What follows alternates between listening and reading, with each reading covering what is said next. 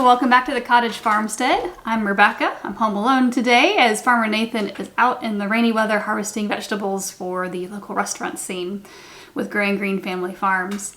And I'm at home today and I have been waiting a few days to open up these exciting packages that have been arriving in the mail. We ordered seeds about a month or so ago and we've been waiting on them to arrive. Like we mentioned in previous videos, we are planning a more scaled back garden this year as we are building our farmhouse. So let's get these open.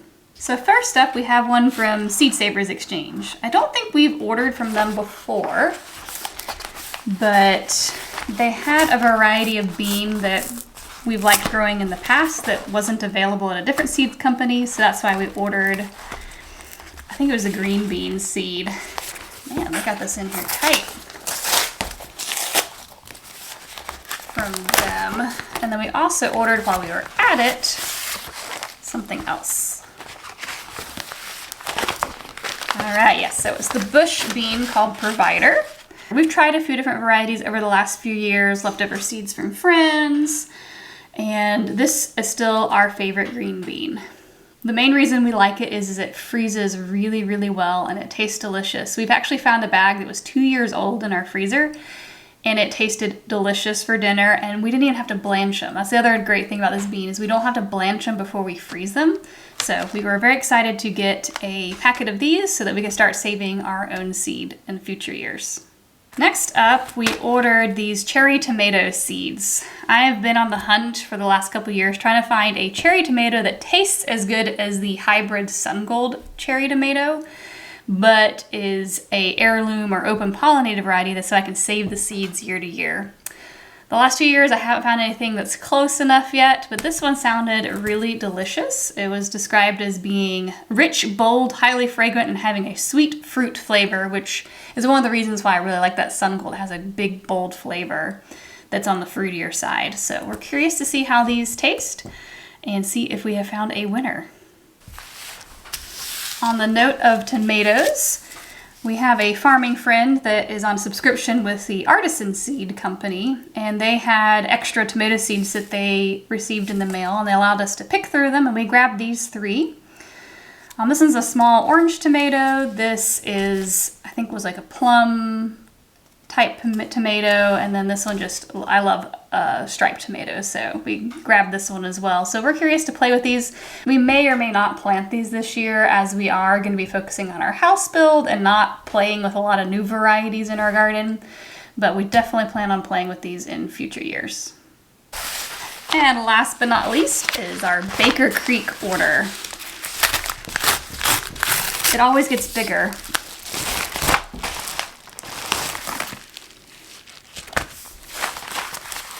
Ooh, we always take extra carrot seeds. Those look delicious. An old French variety. I usually like French carrots pretty good, especially the oxheart. That's my favorite, but this will be a delicious one to try out. Merlot lettuce is a classic. It grows great here, so that's an exciting free seed. These I bought on a whim. I always do that when I'm looking at Baker Creek. They're edible, and you can make blue dyes out of them for food, but you can also make a tea out of them. And I have a tea that I enjoy that has a mix of this, hibiscus, and another herbal tea blend that I would like to see if I can make my own. And they're very, very pretty. We tried growing these again last year, and for some reason they just didn't do well. To be honest, I think our Yuxie squash just took over and they just got choked out. So we ended up not having enough of a harvest to seed save from them. So we bought some more seed to replenish our stock, and we'll seed save again in the future. Same thing with the black turtle. We didn't have a large black turtle harvest. They got shaded out by the Cherokee Trail of Tear beans that we had growing in a trellis over them, so we got some more black turtle beans. And then mostly I was replenishing my stock of flowers, especially zinnias, as we are moving locations and we've kind of let them self-seed here around our house, and that's not going to be the case at our new homestead. So I wanted to have some new zinnia seed on hand so that I can get them set up to self-seed in the future on our new homestead. I mean, look at that, so beautiful. Let's see. Oh, also got some sweet peas. These are not edible, flowers or pods, but I've been wanting to try them as a cut flower to have something earlier in the spring to go along with the daffodils. So I'm curious to try those. This may or may not get planted this year as our house build got pushed back a little bit, so this may have to wait a year, but have it on hand. And then Nathan and I have been tossing around the idea of growing cut flowers to sell a little bit more like we did last year. We used some of our extra cut flowers from our own cut flower garden and sold them, and we really enjoyed it. So we got these two. We didn't have a whole lot of fillers or like dramatic flowers to have in our bouquet, so I got a seed of each of those. If we get around to it this year, that'd be great. If not, I'll be ready to go next spring. And then two more. So like I mentioned earlier, I'm still on the hunt for the perfect cherry tomato for at least my palate. So this is one I'm going to try in addition to the one from Seed Savers Exchange. So these are our two trials this year for tomatoes. And then the classic Amish paste. One of our main goals this year with our pared back gardening plan is to grow enough tomatoes and peppers for ourselves. That's pretty much all we're planning on growing at this point. If we're lucky, we will probably plant things like late crops of green beans, a later crop of, say, squash or something like that, since we do have such a long growing season. But mostly I wanted to make sure I had enough tomatoes to can, and this is a good solid variety, nothing experimental.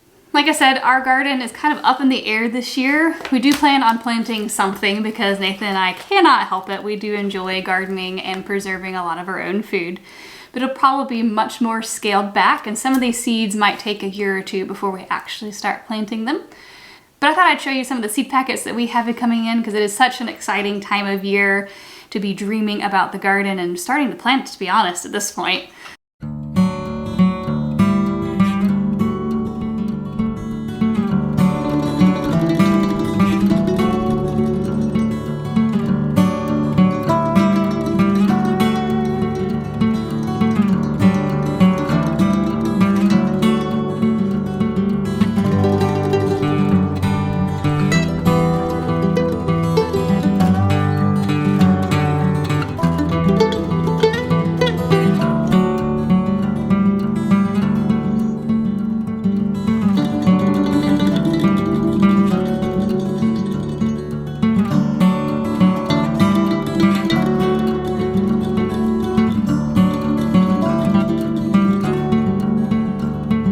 I hope you enjoyed going through the exciting packets of seed that came in the mail this past couple weeks. If you're curious where you can get your own printable garden journal, we do have them available on our website at cottagefarmstead.com. And you can keep track of your garden expenses. It has a harvest tracker, observations. You can even plan your garden space while we're still here in the early part of the spring. So like I said, you can find that on our website at cottagefarmstead.com. Well, happy planting and happy growing this spring, friends. Catch you next time.